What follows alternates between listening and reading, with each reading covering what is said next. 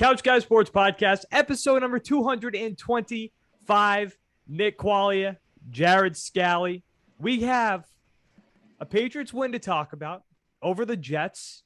Honestly, even though it's just the Jets, I think we do have some solid takeaways from that game. We've got the Red Sox coming down to the wire in the wild card with a little bit of a lead now. The Red Sox now have a little bit of a lead in the wild card, which is nice. I don't want to die of a heart attack every night, although it's still going to be the case as we go. And we're going to give you, because one of our top sponsors, our friends over at MyBookie, we're going to give you our locks of the week. And look, I'm not going to sit here, Jared, and pretend like I've won my last two bets. Not good. Nope. It's not good. Are you trying to tell me that Dallas and the Chargers couldn't score over 55 points? I mean, you also told me the Chargers. I listened to you also idiotically when you initially came to me. You're like, yeah, Chargers -3. Easy. And I'm like, listen, when I say I've been cold, I've been ice cold. My initial gut to you was like, oh, the Cowboys are good. What are you talking about? And I'm like, nah, you know what? I'll ride that train with them. And you didn't even bet it. I'm like, screw it. I'll ride the train. Didn't happen. I thought the Chargers were gonna tear up the Dallas defense. I really did. And the Dallas defense actually looked halfway decent, which was and the weird. Offense was good to Pollard and Zeke. Dak's back. It's great. They won their first game. Yeah. Yeah. Oh, and Tony Pollard, by far, becoming the best pick that I had in my fantasy football draft this year. Mm-hmm. This guy's taking the RB1 role. I don't know about that. I don't think they're going to ever pull it away from Zeke, but it's going to be more of a platoon now. So, like, if you have Zeke, this guy, you might want to look at trading him, or at least maybe. They're splitting. They're going to split until Pollard fails, or Zeke really takes it back. This is the way that my buddy described it. I was talking to him yesterday. He said that the way Dallas looks right now, it's between the 20s, it's Zeke. But then when you get 20s to the red zone, that's Tony Pollard. Which there goes all your value for. I mean, there's value there for Zeke because he'll still catch the ball out of the backfield. So, like, if Zeke doesn't score touchdowns, he's still going to get you 15 to 20 points every week because he can catch the ball out of the backfield. And Dak loves throwing him from the backfield, but it's a dicey game I'm playing now, keeping Zeke around. But. Yeah, and Zeke, you can see the difference between the two. Tony Pollard looks explosive. Yep. He looks explosive as hell right now. He's becoming by far, and I've been a menace on the waiver wire in fantasy. You know, let's talk a little bit of fantasy. I have been a menace on the waiver wire in fantasy. I grabbed Rondale Moore last week. Guy blows up this week. Solid. Hollywood Brown sitting there on the waiver wire. Picked, grabbed him. Rob Gronkowski on the waiver wire. Boom. Who are you in the league? I don't even know if I give you credit for these. Like, who are you in the league with? These guys are all waiver wire pickups. Gronk hasn't been rostered in a lot of leagues. Yeah, but after like week 1, I'm like, all right, let's try. Well, I grabbed him after week 1. So like, I don't know. Hollywood Brown, I'm surprised no one drafted him. I was surprised he was there too. So like, I don't know what kind of leagues you're in, but I looked at, so one of my leagues, my big family league, does the Fab waiver wire. That's what we do, yeah. And I looked at the report earlier, and someone still hasn't even spent $1. And I'm like, guys, this is week 3. How are you not adding and changing your roster yet? Like, I've already dished out a good amount of my Fab to fix some of my draft stuff. Like, how do you, like, that's how you win fantasy leagues, is being active on your waiver wire. Yeah. Oh, and I tried to get Sterling Shepard. Mm-hmm. Because he's the wide receiver 1 for the Giants, right? Sterling Shepard, my buddy, he's done this before too. We gave him shit. We start off with 100. I don't know if that's like the default, for everybody. Yep. But we start off with 100. You know how many waiver points? I put in a good amount to get Sterling Shepard, and I was like, okay, like if I get beat, it's probably not going to be by too much. He put in like 50. He put in 62 for Sterling Shepard. What are we doing? And then didn't even play him. Sat him on the bench. Oh my! If you're gonna pick him up, at least play the guy. If you're gonna spend 62, wow. If you're gonna spend 62, put him in your starting lineup. I just spent $10 on the Panthers defense, and I felt like I was overpaying, but I wanted them really badly. So like, we got rid of defense in my fantasy league. See, I like the defense. I would get rid of kickers before defense. No, we kept kickers. I'm so anti-defense. It's ridiculous. And also Tyler Higbee, man, that guy stinks. I'm not sure out he's on going to him be yet. fine. I'm not out on on him either, but my God. I'd be more out on him if he cost me the game, but I won despite him. So, like, whatever. Well, so I thought if I substituted Tyler Higbee and I played somebody else, because my bench had a huge week. I got Tony Pollard on my bench, Rondale Moore. I started James White. I've got Marvin Jones Jr. on my bench, Hollywood Brown on my bench. They all had electric You didn't play games. any of those guys? No, I didn't think I had to be honest. Did you win at least? I didn't. You know who my buddy had last night? Monday Night Football? Oh, good old Aaron Jones. Yeah.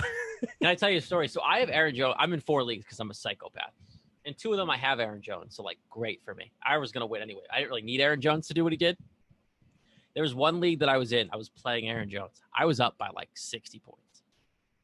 And he had DeAndre Swift and Aaron Jones going last night. I was done. Had like 154 points. All of a sudden, I'm watching this game. And I'm like, I might lose. I was down 6. I was up 60 points going into last night. What did Swift end up getting? Like 11. Like, if DeAndre Swift just showed up at all, I would have lost because Aaron Jones. But like, I won by like 1.4.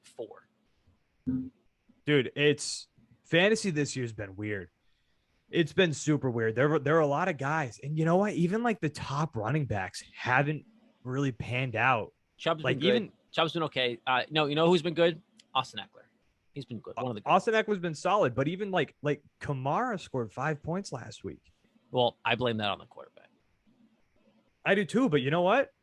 The quarterback's going to be there for the rest of the year. Kamara coming up this week for the Patriots. Yeah. In you know, I talked about this on the CLNS show that we recorded last night. Who? The Patriots, the CLNS Patriots show with Mike and Marv. But the Patriots have always been good at taking away your best asset, right? I got to imagine they're going to focus on Kamara and make Jameis Winston throw the football this week. Who else is there? Like, who's going to scare you? Chris Hogan? Like, come on. Oh, I forgot Chris. Is Chris Hogan? He made the team. Oh, my God. I forgot about that. Yeah. But, like, Kamara is their threat. You look at the game this past week. Like, clearly the Packers game was a fluke. The Panthers defense is good, right? Like, I think the Panthers are a legitimate team, especially with Sammy D at quarterback. But you look at the Panthers defense, Patriots can literally look at what they did and then copy it and be better because the Patriots have a better defense. So, like, I look at what the Saints are bringing in. I'm like, all right, you're just going to mess with Kamara and, like, make Jameis beat you, which he's not going to. Like, I'm less concerned about the Saints game than I was week 1. Right. And, you know, they should have won week 1, too. The Patriots right now should be 2-0. We're going to talk about that in a bit. But, guys, real quick before we get into the Boston Red Sox, I want to talk about our friends over at MANSCAPED, our longtime friends at this point. Look, guys, fantasy football, it's Best here. friends? We were just talking about it. Best friends. Lamar Jackson, as he put on this week when the Ravens beat the Chiefs, is fast. Fast as hell, even. But you know who's faster? Your girl running out of the bedroom when she sees that man turf growing around your end zone. Keep that field trimmed with the sponsors of today's show, Manscaped. The leaders in below-the-waist grooming just launched the new Performance Package 4.0. Join the 2 million men worldwide who trust Manscaped and get ready for kickoff by going to manscaped.com for 20% off with free shipping with the code CouchGuy20. This will help tame that Tyreek Hill cheetah that you have in your pants. Talked about this 1,000 times now. When I was younger, I was a big, stupid idiot. I took scissors, tried to trim down there, snipped the ball sack. Wasn't great. Wasn't ideal. Guys, you do not want that to happen to you. Trust me. If you groom below the waist, the Performance Package 4.0 is an essential purchase. And good news for our international listeners. Their life-changing products are now available in Canada, the UK, across Europe, Australia, South Africa, and Singapore. Inside their Performance Package 4.0, you'll find their Lawnmower 4.0 trimmer, Weed Whacker, ear and nose hair trimmer, Crop Preserver ball deodorant, Crop Reviver toner, Performance Boxer briefs, and a travel bag. First pick of this year's fantasy draft is the new Lawnmower 4.0 trimmer. This star trimmer is here to guide you on a season for the ages to trim your balls, your body, and even your A-gap. This 4th-generation trimmer also features a cutting-edge ceramic blade to reduce grooming accidents thanks to their advanced skin-safe technology. The Lawnmower 4.0 has a 7,000 RPM motor, a new multifunction on and off switch that can engage a travel lock, and is even waterproof. The Lawnmower 4.0 also has a 4,000K LED spotlight, which allows you to be as accurate as Bill Belichick with a challenge flag. The Performance Package 4.0 also includes the Weed Whacker. Watch it split through nose and ear hairs like Young Hoku splits wickets. The Weed Whacker is also waterproof and uses a 9,000 RPM motor powered 360-degree rotary dual-blade system. This nose and ear hair trimmer provides proprietary skin-safe technology, which helps reduce nicks, snags, and tugs on those sensitive holes. Don't forget to use the Crop Preserver Ball Deodorant and their Crop Reviver to help your little bench warmers be on their A game while feeling the sun's heat. Manscaped even threw in 2 free gifts to their Performance Package 4.0, the Manscaped Boxers and the Shed Travel Bag. Now listen up. Get 20% off with free shipping using the code CouchGuy20 at manscaped.com. That's 20% off with free shipping using the code CouchGuy20 at manscaped.com. We do not know who you're picking as a flex this season, but we do know you'll be flexing your southern region with Manscaped. Your footballs, they're going to thank you. All right, so let's talk a little bit about the Boston Red Sox here, huh? So I posed a question to you over text message that we're going to talk about, I think, near the end of this whole situation, this whole talk here. But the Red Sox currently up in the wild card standings. And, you know, here's the thing with the Orioles series. You'll see a lot of people, specifically Yankee fans, but you'll see a lot of people on Twitter chirping when the Red Sox sweep the Orioles, right? They get those wins. Like, oh, yeah, it's just the Orioles. But, hey, with the way that the Red Sox were playing for these past few months, and with how tight the wild card is, those are games that you have to win. Those are games that you have to go out and you have to take care of business. It's not even really enough with this being this close, with everybody being this tight in the wild card. The Red Sox need to win those games. They need to take a few games of a lead, because if you don't, everybody's right on your ass. To those fans, those Yankee fans specifically, who are like, oh, it's just Baltimore. Oh, okay, well, didn't you just lose 2 out of 3 to Baltimore? Yeah, the Yankees can't beat Baltimore. You can't even beat Baltimore. You're like 11-8 against Baltimore. And so I think I saw a stat the other day, 18% of the Orioles wins this year against the Yankees. Yeah, the Yankees just can't beat them. And then they just lost 2 out of 3 to Cleveland, too. Like, Garrett Cole got shellacked. Garrett Cole got shellacked. Nick, the Yankees aren't going to make the playoffs. Like, and they traded for Anthony Rizzo. They have the hardest schedule out of the 3, right? The Blue Jays, the Yankees, and the Red Sox. They have the hardest schedule, whereas the Red Sox are in the lead and have the easiest schedule. Nick, the Red Sox, the rest of the way after this Orioles series, which just finished, they're going to play the Mets starting tonight for 2 games. Then they're going to play the Yankees. Both those series are at home. And then they finish the season with the Baltimore Orioles and the Washington Nationals. 8-3 is a bare minimum, Nick. 8-3 is a bare minimum. This team should be making the postseason. This team should at least be making the wild card. And again, we're gonna talk about this too. Game. Yes, you should be at this point. Now, going into this recent stretch that they've been on, and you know, honestly, since the trade deadline, I would like to apologize to Bobby Dahlbeck. Everyone should be included. Yep. I would like to apologize to Bobby Dahlbeck because, sure, does he struggle with the glove sometimes at first base? Yeah, he does. Occasionally. But my goodness, if I asked you today with how they've both been performing since July 30th, since the trade deadline, Jared, are you taking Anthony Rizzo or Bobby Dahlbeck for this 1 year? Bobby Dahlbeck. Yeah, 100%. Anthony Rizzo fell off a cliff. You're taking Bobby Dahlbeck. Yep. Absolutely, you're taking Bobby Dahlbeck. Bobby Dahlbeck, since the trade deadline, since Red Sox fans were pissed that we didn't get Anthony Rizzo, mainly because for the days, even like the week leading up to the trade deadline, it seemed like a foregone conclusion at that point. Yeah, but it was warranted, though. It was warranted, though. Like, Dahlbeck was playing like crap. Like, there was no reason for us not to be mad at Dahlbeck. Like, I don't even want you to apologize to him. Like, he got his ass in gear because they brought in some competition. Like, there was no secret that all of They us didn't wanted even bring in competition. No, they brought in fake competition. But like, there was no secret that everybody in this town wanted Rizzo, right? And it was all publicized. So we know Dahlbeck saw that. Like, he deserved every second of it because he sucked for the first half of the season. Like, he wasn't good. There's no need for you to apologize to the guy. He was terrible. Oh no, I am apologizing to Bobby. Don't apologize. Dahlbeck. No, don't back because down. of the performance that he's put on. No, Nick, you motivated him. You motivated him. Take credit for that. Sure, I'll go with that. But for this past, I don't know, since July 30th. Okay, so almost 2 months now. Bobby Dahlbeck's numbers: 311 batting average, OBP of 400, 13 bombs. Is he at 30 dingers yet? I don't think so. 27, 24, 25. He's in this. He's pushing. He's pushing. He'll get there. He's got a couple weeks left. Tony Rizzo.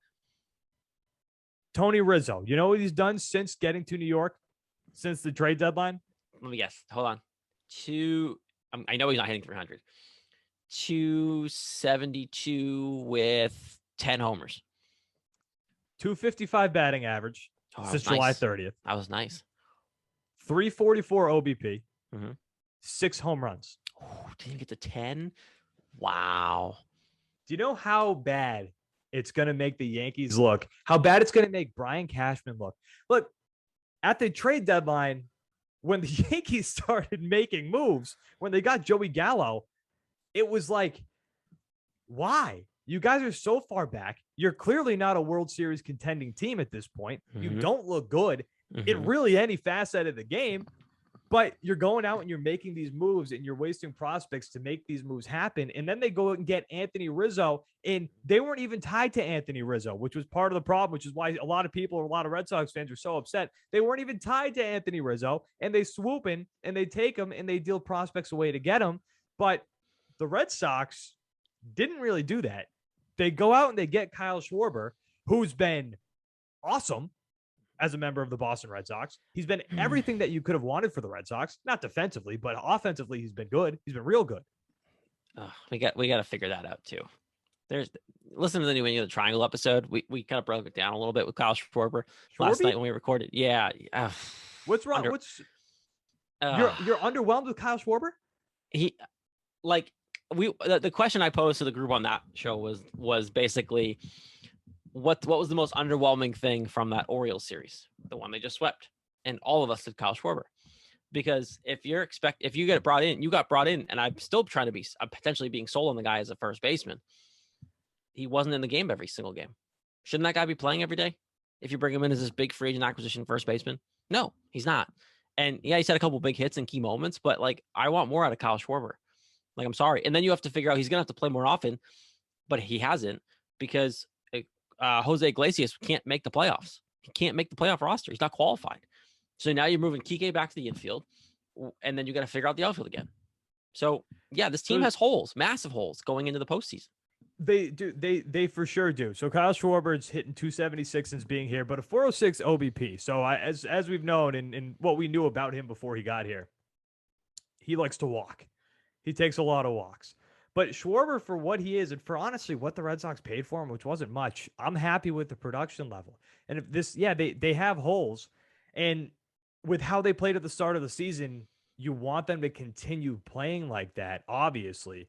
But, you brought in Kyle Schwarber to be an extra bat in this lineup, and I think it's worked so far. You stick him over in left field, and I think it worked so far. As long as you keep JD Martinez out of the outfield in general, I'm happy.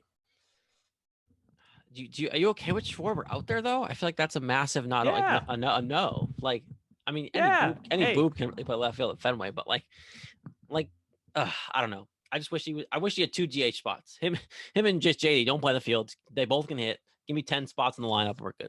Make me happy. And it's especially tough too. I wish Schwarber would work out at first base, because it's especially tough when you look in the outfield and you see guys like Hunter Renfroe, Kike Hernandez, who was awesome in center field, especially at the start of the season, and then Alex Verdugo. Like, that's a solid left to right. That's your best left to right on your roster. Absolutely. And they can't go into the playoffs like that. No, they can't, because you want to get all those bats in the lineup, and at that point you get a question like, who do you sit? Because it kind of, to me, comes down to Bobby Dahlbeck. I mean, not Bobby Dahlbeck. Sorry. It comes down to me as Kike Hernandez and Christian Arroyo. And you're playing Kike. Because you're going to play Kike. Christian Arroyo actually activated for tonight's game. So Christian Arroyo is coming back after the COVID IL. One of the many guys who was hit by COVID. It's going to come down to one of those two in a lot of games, which means one of them doesn't get to come off the bench. And, Christian Arroyo is one of those guys that I would absolutely take off the bench. But it's going to come down to one of those two guys, and that's a tough decision. And I don't think that offense is going to really be a concern once you get to the postseason, because I think it's more about the bullpen, which has been good. I don't trust the bullpen. They haven't been bad though. They haven't been bad, but long term, I don't trust the bullpen. And long term, and I said this months ago, long term, I don't trust Matt Barnes. Well, no, Matt Barnes can't close. No, God, no. Look, I know who I want to be the closer long term. Oh, wait. This seems like this could be a note in my notes. Tanner Houck. Yeah, 100%. Tanner Houck is the perfect bullpen arm. And I got a ton of pushback on this last night. From who? Chris Henrique and Al. Well, not a ton of pushback. Chris could see it, but Al was like, "No, it's Whitlock, 100%." Whitlock is perfect in his role right now. Give me Whitlock in the 8th and Tanner Houck in the 9th. Yeah. Or even honestly, even if you want to put Matt Barnes in the 8th, I'm okay with that. I just don't want to see Matt Barnes anymore in the 9th inning. But I don't think you're going to see him closing now the rest of the year, because he's just coming back and he still hasn't really figured it out. Right. Matt Barnes needs to be in the 6th, 7th inning the rest of the year, until he proves that he can pitch in high leverage situations again. Mentally, I don't know where he's at, which is fine. You have options. Tanner Houck added to the bullpen. I want that guy closing. Right now, Nick, they're relying on Garrett Richards. Garrett Richards might be the best closer of all time. I don't know. The best bullpen arm of all time. I don't want him there. He doesn't have this stuff. Tanner Houck doesn't have issues first 2 times to the lineup. Let him pitch in the 9th. They can't touch it. So that's the biggest concern, obviously, with Tanner Houck is the fact that he is not allowed to face the lineup for a 3rd time, which means if he's having a real good night, you're going to have to just pull him. You just got to pull the guy. Now, maybe they change that next year. Maybe that was a this year thing. They figure it out in the offseason. They come back to spring training and they and that's if they want him to be a starter moving forward. Do you think that's more of a mental thing for him? Because that doesn't make any sense to me. I don't know why. I don't know what the big difference between seeing him a 2nd time and a 3rd time is. Well, I feel like it's them. I feel like it's them protecting him. Yeah, but his numbers are bad the 3rd time around. Well, no, I know, but now they're just removing him from the situation. They're just saying, you know what? We'll figure this out later. Right now, you're not going 3 times around. Fine, deal with it. And mentally, he knows he's just got to get through the first 2. They're trying to protect him. So you go into the postseason, right? You go into the postseason with a rotation of Chris Sale, Nate Eovaldi, E-Rod, and Nick Pivetta. Mm-hmm. And you put Tanner Houck as your closer. Mm-hmm. Take that 1,000 times out of 1,000. That's a really good option. Absolutely. It's a really good option. Now, do you beat the Rays with that? Probably not. Because for some reason, you can't beat the Rays. Rays, even when they're bad, the good. Rays have always given the Red Sox trouble. Always. No matter what. Yeah. No matter how bad. When they were the Devil Rays and they couldn't win, they were like the Baltimore Orioles of now, right? Back then. Yeah. You still had issues with them. It just is what it is. Maybe it's Tropicana. Maybe you just can't play down there. Yeah, move them to Nashville. Move Tampa Bay to Nashville. Montreal. Just get them out of Tampa Bay. Don't give me the Tampa Bay crap. You didn't even win a title. No, they haven't. All right. You want to slide it over on the Patriots? Well, do you want to get to your question real quick that you asked me? Oh, yeah, I do want to get to my question. So if the wild card was today, yep, September 21st, 2021, mm-hmm. Who do you start this game? Okay. I will preface this answer. Or Nathan Eovaldi? I will preface this with, I think I saw earlier that it looks like it's lining up that it will be Nathan Eovaldi. I would prefer Chris Sale to start the game. Give me your best foot forward. You need to win that game against probably a Toronto Blue Jays lineup, Nick, that is on fire. That is miss. A wagon. I want your best pitcher on the mound, and it's Chris Sale. I don't care. I want Chris Sale on the mound. Nathan Eovaldi can go against the Rays if you win. And now it's lining up to look like it might be Eovaldi, but I want Big D Chris Sale on the mound, slinging his slider everywhere. Big dick? Big D. Big... You know what they say about tall, lanky guys? No. They sling it everywhere. A lot of work has to be done with the MANSCAPED trimmer. Yeah. A lot of room for that hair to grow. I agree with you, though, about Chris Sale, because I would rather see Chris Sale over Nathan Eovaldi. Because Chris Sale, since coming back, has looked good. Chris Sale, since coming back, looks like Chris Sale. Now, if you're playing the Yankees, sorry, I feel a little better about Nathan Eovaldi starting. Because he tears him up. He tears him up. But, like, you're probably not going to play the Yankees. So, Chris Sale. Yeah, because the Yankees suckbags stink.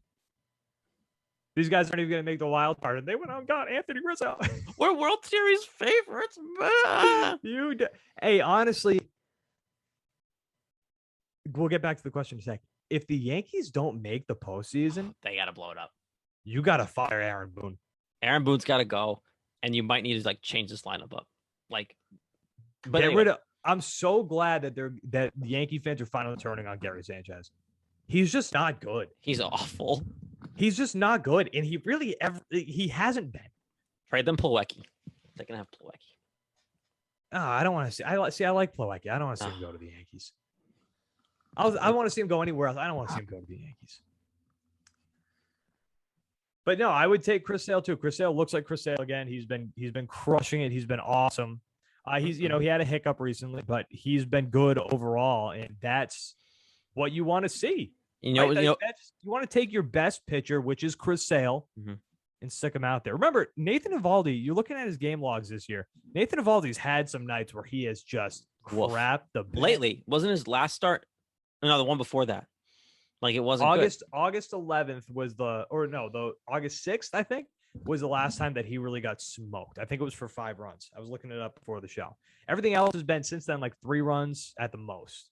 The one impressive thing to me with Chris Sale, you know, it's all going right when he hasn't taken a pair of scissors to the Boston City Connect jerseys. Yeah. Hey, maybe he likes them. And I like them. Like, I personally like them.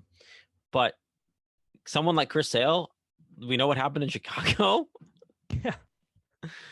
Oh, man. He's going right like mentally. Wool, though. Those are like thick and heavy. Didn't they have like a collar on them? Yeah, like, they looked like old school like soccer jerseys. They were like old school soccer jerseys. Like I think they were like 1918 around that time. Baseball jerseys, old time thick wool, gross. Well, they didn't make them thick and wool. They just made them look like they were. Come on now. I thought they did because he found them uncomfortable, and that's why he cut them up.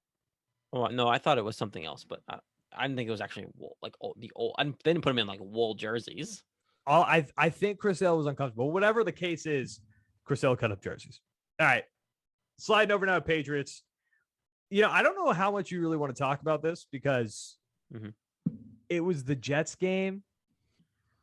There wasn't too much that like makes me excited about this game, to be honest with you. I mean, they should have won by more. They won 25-6. They should have won like 40-6. The biggest takeaway from this game, Jared, Zach Wilson do not look ready. Zach Wilson looks like the Jets have already ruined him. He looks like look at Sam Darnold thriving with Carolina. Just like me and you said, me and you've been on the Sam Darnold train for a while. I would have loved him here. I would have loved him here. Like if the Patriots want to do that, like I would have been fine with that. Sam Darnold's good at football. The Jets were just ruining him. He was the first overall pick, and everyone's like, "Oh yeah, he's got the tools. He's going to be great." Blah blah blah. Why do you think Matt Rule went out and got him? Like because he's still good. He played for the Jets, and he didn't have coaching. He played for boobs of coaches. Adam Gase, he's not going to coach him how to play football. And now you have Zach Wilson. Like coaching is the issue here. Like Zach Wilson's got the talent, but no one's. You know what? It's got to be coaching and culture because like this. This is the second high caliber quarterback now that you've brought in recently. It's only 2 games, so you don't want to call Zach Wilson a bust yet. But 4 interceptions, and one of them was directly to Devin McCourty's chest. Okay, but I will say this about the Jets. This isn't a Jets podcast, but it hasn't been good, even remotely, since Rex Ryan and Mark Sanchez were there. Like, Rex Ryan was Ryan was the best thing that could have happened to that organization. He figured it out. He had a quarterback that was decent, and he got the most out of his players. And he obviously created the image there of the big bad Patriots. They beat him a couple times. They went to those 2 AFC title games. Like that was the best the Jets have been in a very long time. Let's bring Rex Ryan back. Let's just get him back on the sidelines at this point, because I think that's Honestly, why not? the only thing that's going to fix the Jets, because the Jets are the Jets. Let's just chalk them up as 2 wins. Let's not even play the next one. Screw it. Let's just give the Patriots the win, give an extra bye week, and call Give him it a day off. Give him a day off, go to the beach, have some fun, and just imagine yourself throwing touchdowns against the Jets, because that's what they are at this point. The things that I wish I saw, though, in this game that I didn't really see were 2 things that we were hyped up about a lot, especially after the free agency period started and you sign all these guys. The front 7 didn't look as dominant as I would like. Mm-hmm. You know, that was the big talk about this defensive improvement. Van Noy wasn't playing, and I think Van Noy was a big deal. He was not into Kyle Van Noy. Yeah, that's true. But even so, like it felt like at times that Michael Carter was kind of running all over him a little bit. Yeah, I agree. And he's a rookie. Yeah, and a rookie that isn't supposed to be good. Like good, but not like they should be able to stop him. See, I like Michael Carter. I do. Yeah, but you pay all this money to get run stoppers, and they weren't run stoppers. And I wanted to see more out of him. And then another thing that I'm still like waiting to see is this 2 tight end, 2-headed monster. Yeah, I don't get why they're not unleashing this. Like your best receivers are those 2 tight ends. Like hands down. Yes. Why are you not running 2 tight end sets? I know obviously John Smith had that drop, but like it feels to me like they're still forcing the Brady offense before the 2 tight end set.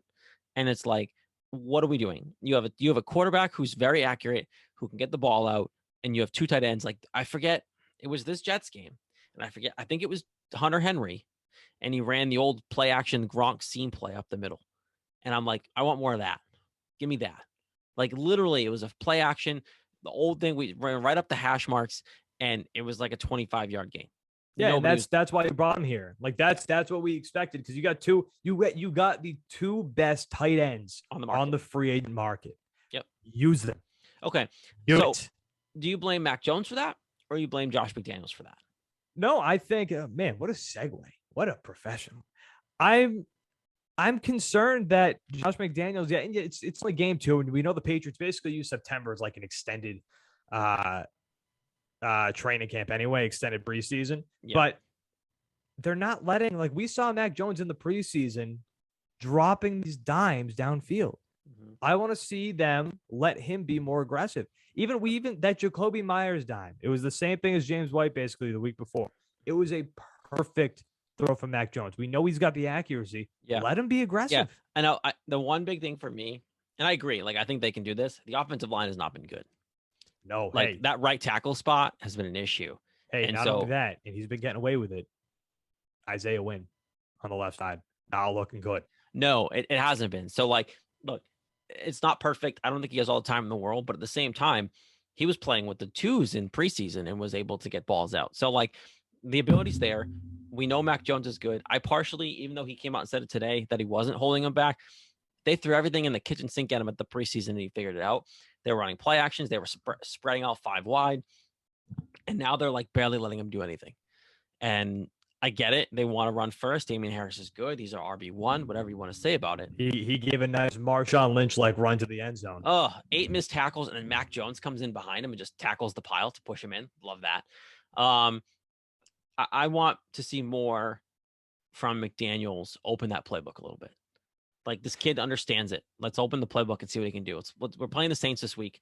Let's get a little more down the field play before Brady comes into town next week.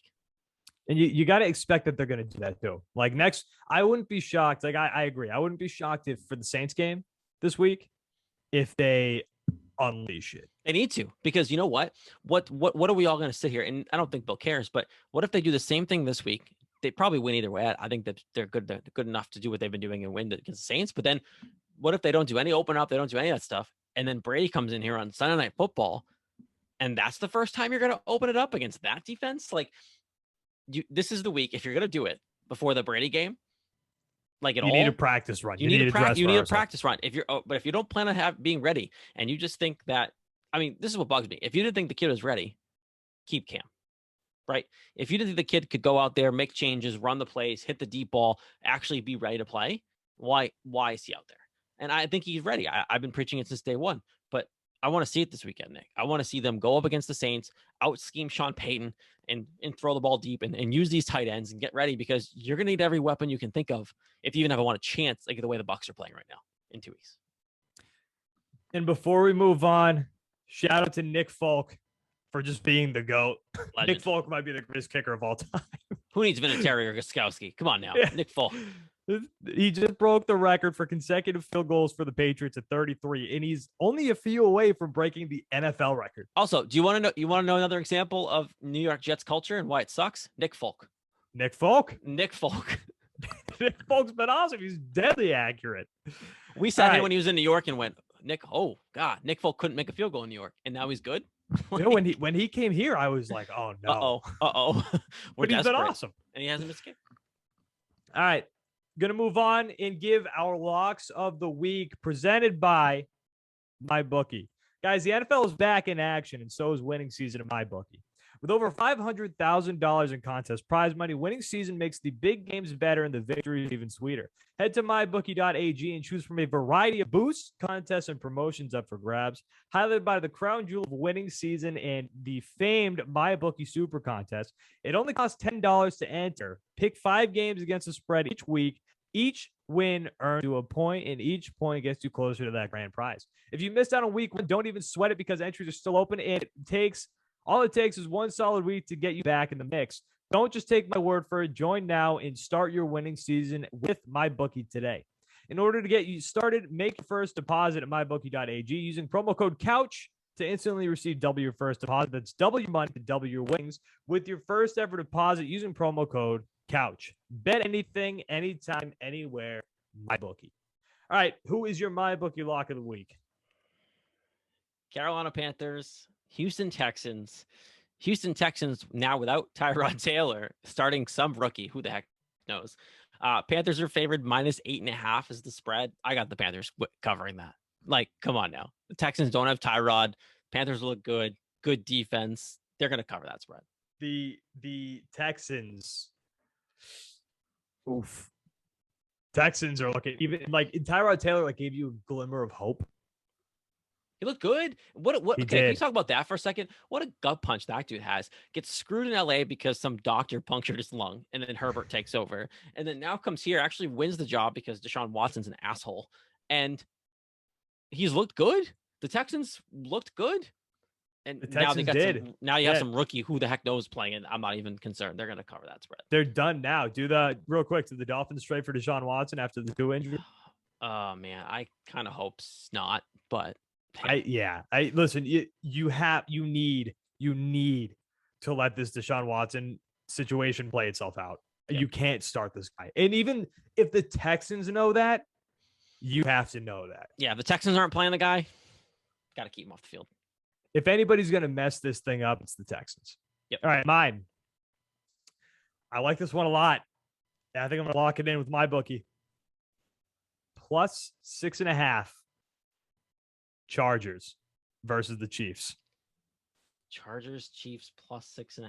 I like that. I think that game is going to be closer than people think. I do too. Hey, the Chargers, they beat them last year once. They keep it relatively close when they play them. And this is year 2 now of Justin Herbert. And you're seeing, again, Mike Williams, by the way. Mike Williams finally potential. Eckler's back and healthy. I'm hoping he's fine with that concussion thing, but I'm thinking he's okay. And then you have those Keenan Allen, the legitimate Keenan Allen there. So, look, that game's going to be closer than people think. It is. And I'd think also bet 6.5. What's the over under in that game? I'd also consider that as a lock, as a lock to go over. God, I don't know. It's got to be high. It's got to be high. I'm going to look real quick. That's next week. Why is that so far ahead? That gave me October 4th. What are we doing here? I'll find it. Oh, there it is. 55.5. 55.5. Give me That's the what over. I tried to bet last week with the Cowboys, and the Chargers did not work out for me. Over. All right. That'll hit. Couch Guy Sports Podcast, episode number 225. Nick Quaglia and Jared Scally. Guys, we're going to be back next week following week 3 of the Patriots season against the Saints, and we're going to know how close the Red Sox are to potentially, maybe, possibly winning and making it in to the postseason, the wild. You know what next week is? What? Brady week. pre-show for Brady week. Pre-show Next for Brady week is Brady week. Nick Quality, Kelly, guys. We're gonna talk to you next week. Thank you for watching.